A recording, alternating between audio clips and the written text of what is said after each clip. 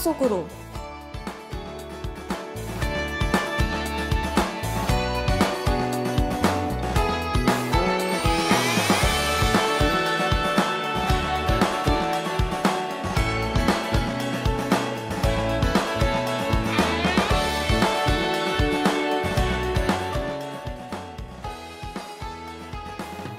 어렸을 때 많이 읽었었던 신화 이야기, 다양한 신들의 삶을 보여주던 그 이야기를 여러분은 기억하시나요? 책 또는 만화로 접했던 몇몇 신화들이 어렴풋하게 생각나실 텐데요. 그때 그 시절, 추억의 신화 이야기를 풀어내는 시간, 신화 속으로. 오늘의 주제는 지혜와 전쟁의 여신 아테나입니다.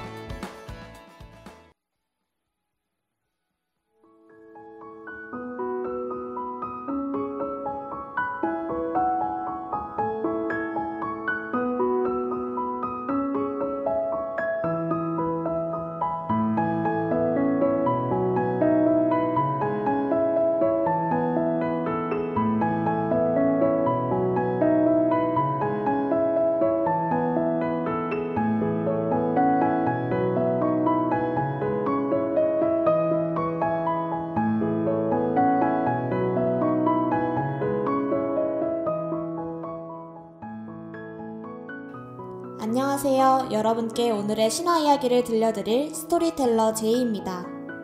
오늘의 두 신화에는 모두 지혜와 전쟁의 여신 아테나가 등장하는데요. 그중 첫 번째는 아테나와 바다의 신 포세이돈이 한 도시를 놓고 경쟁하는 이야기입니다. 지금은 여러분이 그리스도의 수도로 알고 있는 아테네가 신화 속에서는 아테나가 수호하는 도시라는 점, 여러분은 알고 계셨나요? 이 도시가 아테나의 수호 도시가 된 것은 그녀가 포세이돈과의 대결에서 승리했기 때문인데요. 이 도시는 그리스 아티카 지방의 중심지였고 매우 아름답고 비옥한 땅이었습니다. 그래서 아테나는 올림푸스에서 인간계를 내려다보며 저곳을 자신의 도시로 삼고 싶다고 신들에게 말하는데요. 그때 포세이돈이 그곳은 자신이 점 찍어뒀던 곳이라며 아테나의 의견에 반박했고 둘 사이에 엄청난 갈등이 생깁니다.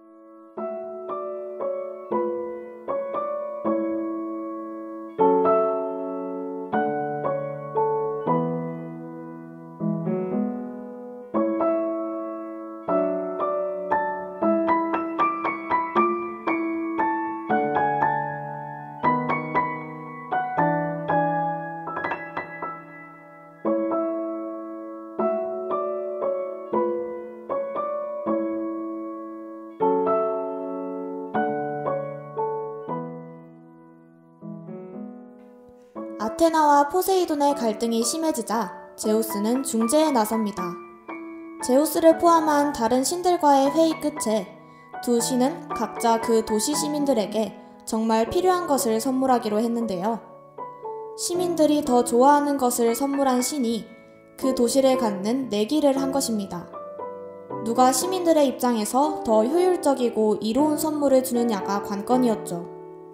그러자 포세이돈은 삼지창으로 땅을 찔러 그리스 중심에 있는 아크로폴리스 언덕에 바닷물이 솟아오르게 했는데요.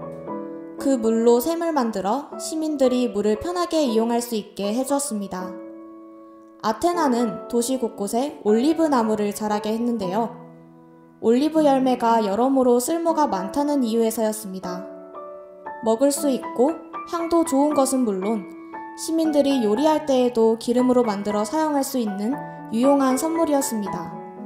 다른 신들과 시민들의 다수결에 따라 올리브 나무를 선물한 아테나가 그 도시의 수호신이 되는데요. 아테나는 올리브 나무를 도시 곳곳에 뿌리내리게 했고 시민들은 아테나에 대한 존경의 마음을 담아 그 도시를 아테네라고 부르기 시작했습니다. 아테네는 아테나와 올리브 나무 덕에 더욱더 풍요로운 도시가 될 수 있었죠.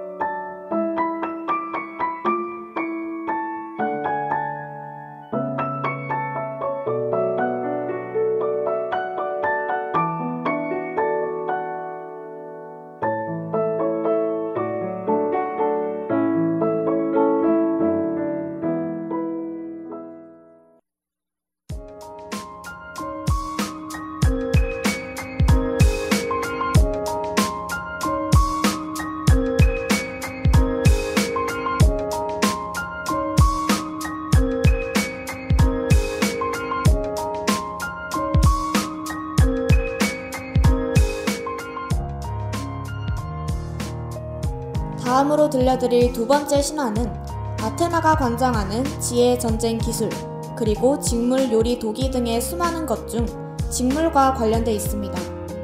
지혜를 통해서 탄생한 새로운 기술이나 기회는 대부분 그녀의 손에 의해 생겨난 것으로 봐도 무방한데요. 아테나가 직물의 여신으로서 다시 주목받게 된 이 이야기에는 리디아 왕국에 사는 아라크네가 등장합니다.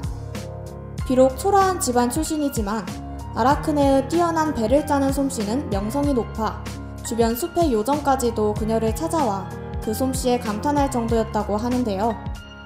하지만 불행하게도 아라크네는 겸손이라고는 전혀 모르는 사람이었습니다. 배 짜는 솜씨가 아테나 여신에 버금간다는 주변의 칭찬에 우쭐해진 아라크네는 자신이 훨씬 더 낫다며 아테나 여신과 직접 겨뤄보기를 원했는데요. 그녀의 교만은 점점 더 하늘을 찔렀고 결국 그 이야기가 아테나의 귀에 들어가게 됩니다. 화가 난 그녀는 노파로 변정하고 아라크네를 찾아가 지나친 자만으로 신을 모독하지 말고 아테나 여신에게 겸손하게 용서를 구하라고 충고하는데요. 하지만 아라크네는 도리어 노파를 꾸짖었고 자신이 왜 그래야 하냐며 아테나 여신을 무시하는 발언을 합니다.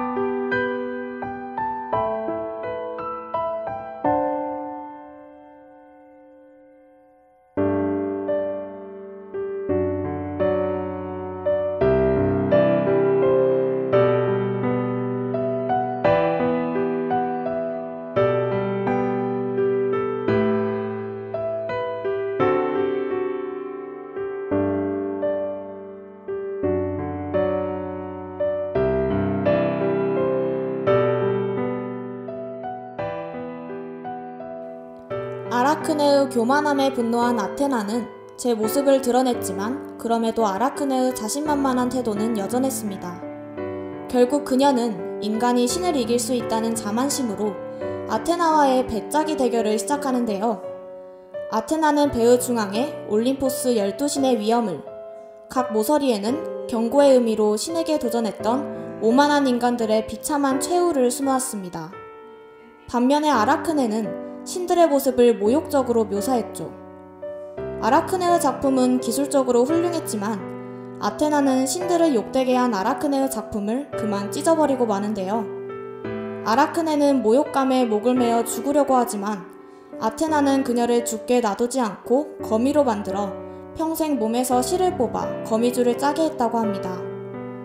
아테나의 권위와 능력이 드러남과 동시에 한편으론 아라크네의 배짜는 솜씨가 조금은 아깝게 느껴지는 이야기인 것 같네요.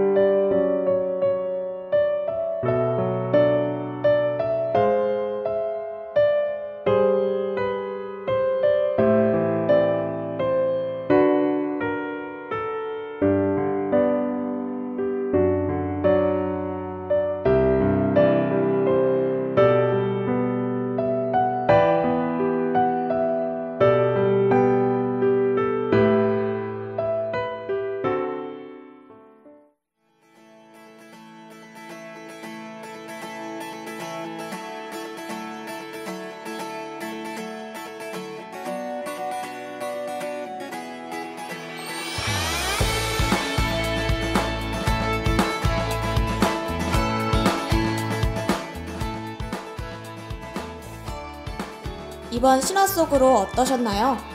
오늘 두 신화는 모두 아테나 여신의 이야기였는데요.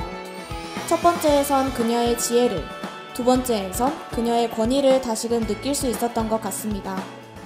그럼 다음 이 시간 신화 속으로에서 더 재미있는 신화를 들려드리도록 할게요. 안녕!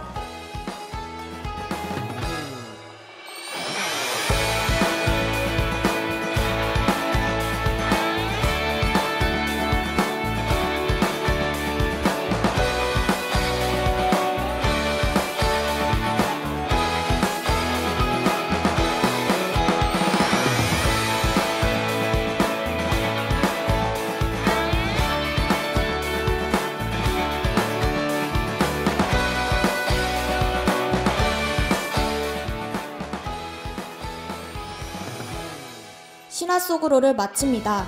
이 시간 제작 민지영, 기술 김나영, 진행의 서재희였습니다.